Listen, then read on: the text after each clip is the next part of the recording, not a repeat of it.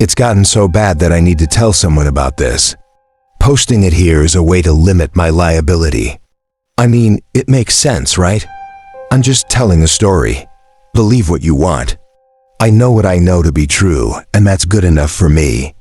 Actually, that's not really the truth. I don't know what's true or what I believe anymore. I just know that I haven't been able to sleep for weeks. I work for a small consulting firm in Edmonton, Alberta. When our company was awarded the contract, we were thrilled. But knowing what I know now, no amount of money would convince me to take the job. A little background. I'm a third-generation Edmontonian. My family originally moved here from St. Paul in the 30s. My dad owned a successful development company, and when I graduated from the University of Alberta, I took over the project management wing. We were a small, in-house company. So when the city of Edmonton tapped us to undertake a large infrastructure project to expand transit, we were ecstatic. I should also note that as a lifelong Edmontonian, I know that thing is not supposed to be here. Everyone knows it's not supposed to be here. March 15th is when most people found out about it. A concrete mass the size of a car under the riverbed in the path of the new bridge we were constructing. Our press release focused on future traffic delays due to prolonged operations. Hundreds of thousands of people heard the news and thought, that's interesting. They assumed finding random things underground is normal when excavating to build a bridge. They assumed we had it under control. But what if it was different? What if we uncovered a mass grave, an unexploded bomb, a dinosaur skeleton, a treasure trove of ancient artifacts? What would it take for people to look up from their Tim Hortons and ask, what's that doing there? It was actually March 12th when we found the thing. It took us almost a week to decide to inform the general public, and even then, we didn't say much. It was a Monday morning. I had just dropped my kids off at daycare and was merging onto the freeway when I got a call from Bill, who was on the dig site. "Pete, I need you on the site right now," he said, his voice edged with panic. Concerned there had been a workplace accident, I said, "I'm just heading to my office. What's up?" "I don't know how to explain this." "I'll have to show you when you get here," he replied, pausing for a second. "Get here quick." A sharp flash of pain hit my bowels. Since taking on this project, I'd been experiencing it more and more. I rushed to the site and jumped out of my truck, meeting Bill in the staging area. "What is it?" I pleaded. He was with some agents from the company we had hired for the cofferdam work. They were poring over reports and drafts. "I don't know how to explain this, but we found something in the riverbed," he shrugged, leading me towards the bank. "What is it?" I thought he was going to say it was a body. A murder investigation would tie us up. Sad for the victim, sure, but the companies involved would face penalties if the completion deadline was extended. "It's a body, isn't it, Nan?" I knew it. I ran my hand down the side of my face. "No, it's not a body. It's a big slab of concrete," Bill shrugged again. I looked out over the water and back at him. "I don't see it," I said dumbly. "It's in the riverbed, right where we're supposed to be constructing one of the supports," he said, putting his hands on his hips. This was worse news than if it had been a body. This was sure to delay construction. "Can we take it out?" I asked, hoping a simple solution would be all that was needed to rectify the situation. "No, we can't take it out. It's too big. It'll mess with the cofferdam, and it's below the actual riverbed itself. If we pull it out, it'll create a sinkhole," he said, walking towards his office. I followed him. "How long is this going to delay us?" I moaned. "Well, we can incorporate it into the structure. That'd be the easiest solution," he said, pulling out some papers and thrusting them in my direction. "Great, let's do that then," I said, forcing a smile. But Bill's expression remained tense. "There's something else," he added cryptically. At this point, I just wanted to cut to the chase. "It's not on any of the geotechnical reports. It's not on any technical drawings. I consulted with our engineers, and they say it's not even on historical maps." No one remembers anything ever being there. He motioned at the papers I was holding. I rifled through them. You're right, I said, placing the papers back on his desk. That's odd. That's what I thought. It was odd. Nothing more, nothing less. A team questioned why there was a block of concrete underneath the North Saskatchewan riverbed, a man-made block of concrete that wasn't on any technical drawings and wasn't in the history books. A river that had begun flowing through this area 2,500 years ago, carrying countless indigenous people over the centuries, explorers in 1768, and the original fort constructed in 1795, hosting a town and then a city thereafter, a river that never had anything like a concrete block the size of a car under its bed. Bill, why is there a concrete block under the river where nothing has ever existed before? I asked. I wasn't questioning how it got there. I was just thinking about how much time and money we needed to spend on it. It wasn't until Bill said the next thing that I began to question it. It makes a sound, he suggested. What is?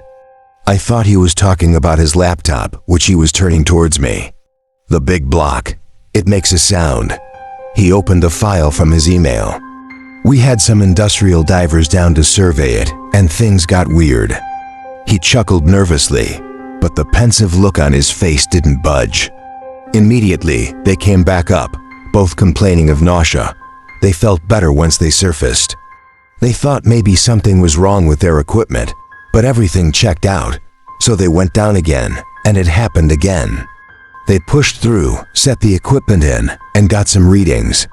He paused, fumbling with his mouse as he tried to open the file. Okay, I'll show you this in a sec. He winced at the slow machine, then continued. The thing makes a sound, not like a sound, but a vibration. Infrasound, one of our engineers called it. A very low frequency, like 7 hertz, a vibration kind of thing. He turned back to his computer, cursing at it as the file struggled to open.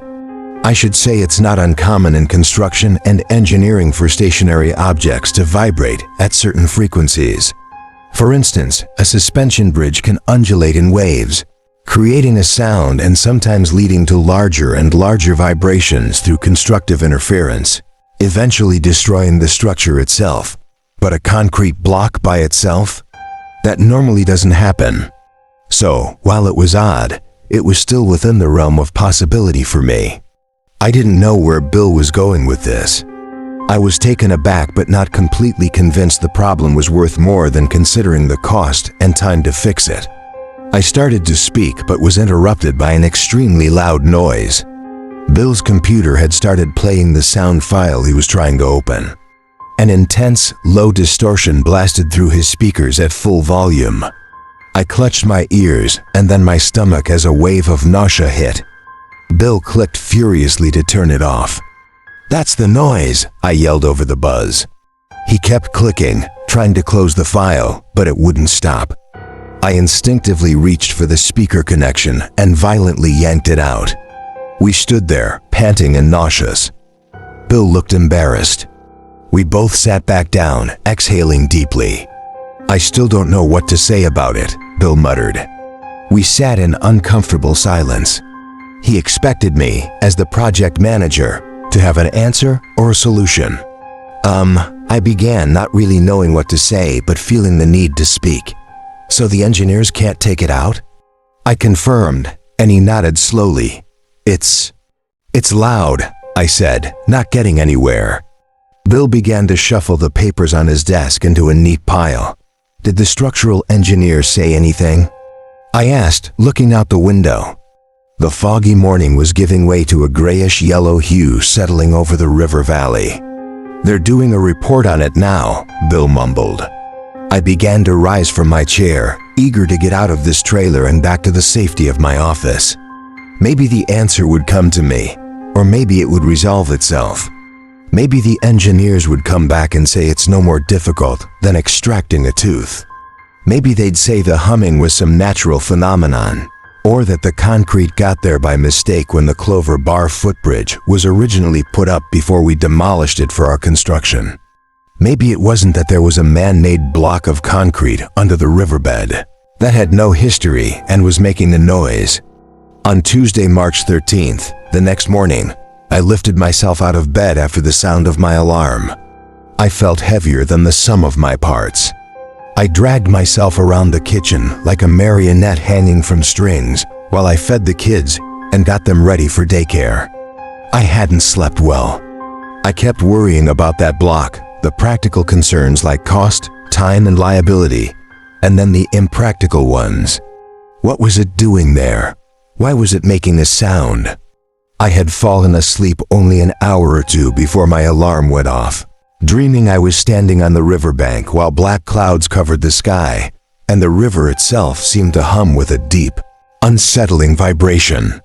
I could see the light in intense gray glow like the sun through clouds on a bleak day. The hum it emitted pulled me toward it like a magnet. I walked into the water, able to breathe beneath the surface.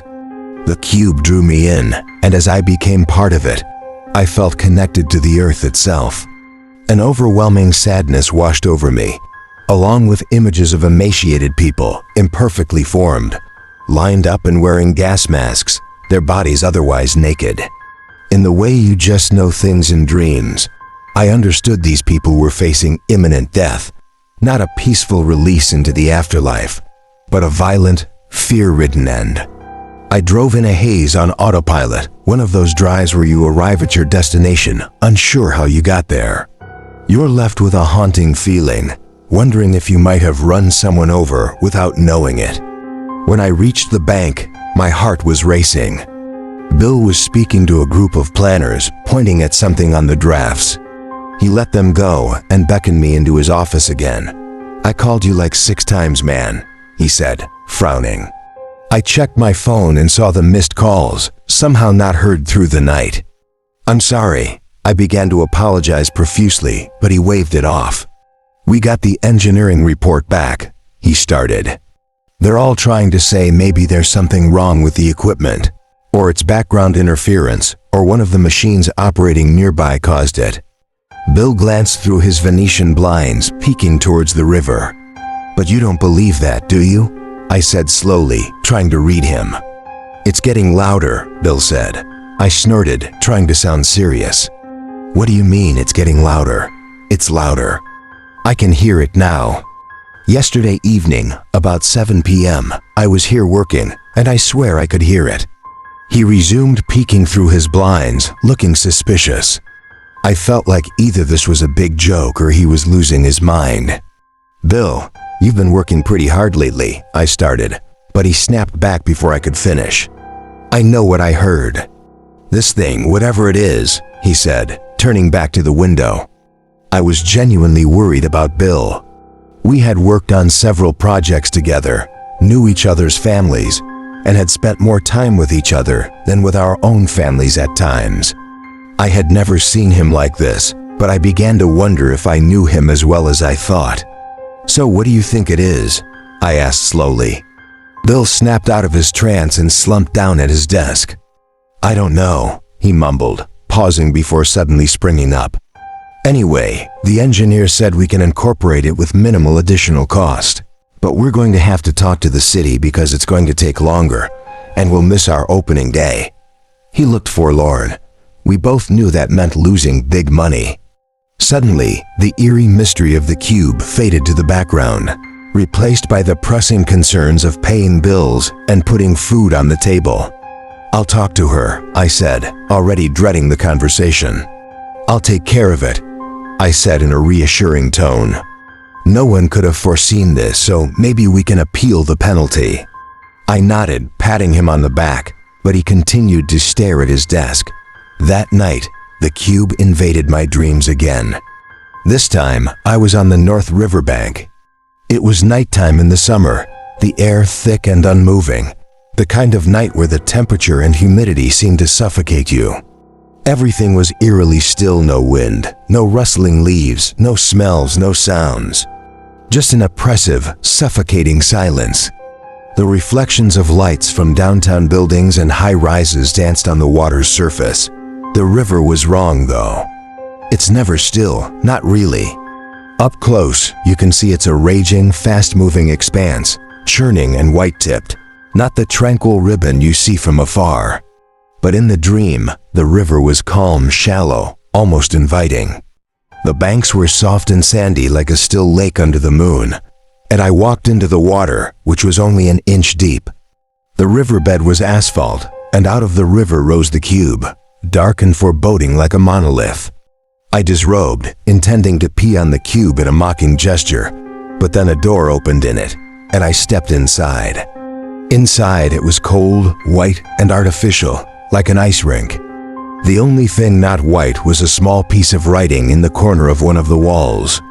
I walked towards it, feeling as if hours passed, and when I finally reached it, it simply read, "What now?" Wednesday, March 14th. The sound of my phone ringing jolted me awake. I rushed downstairs to answer it. "Hello, Pete speaking," I said, my voice shaky.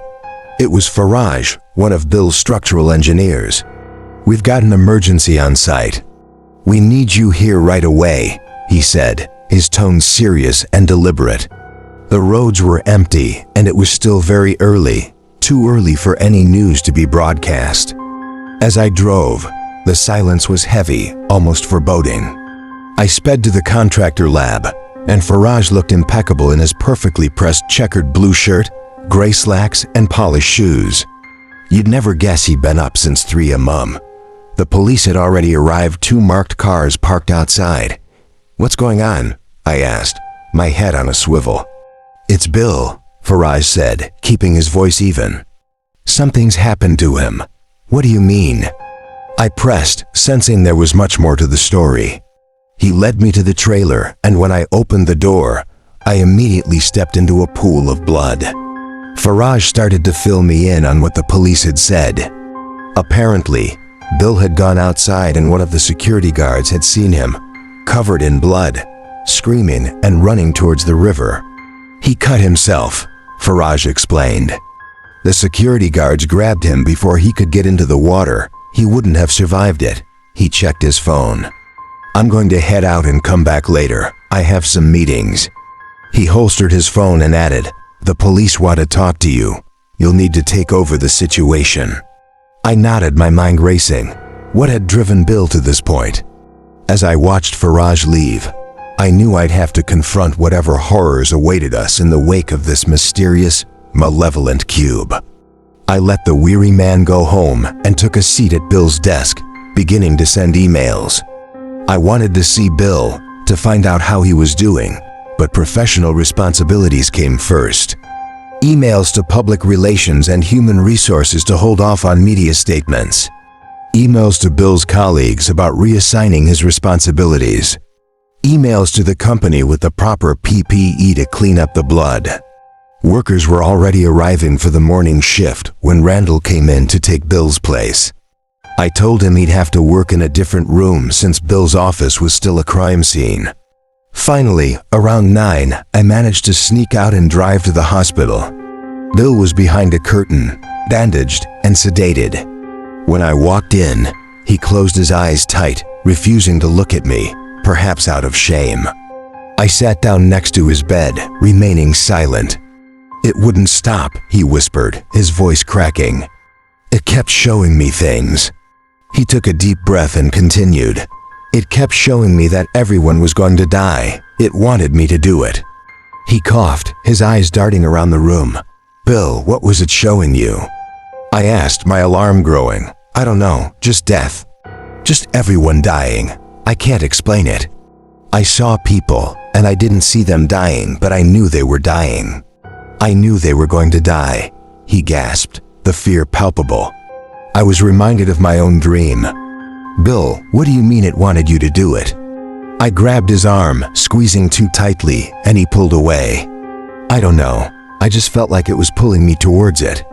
And I knew if I went in there, it would cause everyone's death. I tried to stop myself, but I couldn't. It pulled me in, and I had to go." He began weeping, his body shaking with sobs.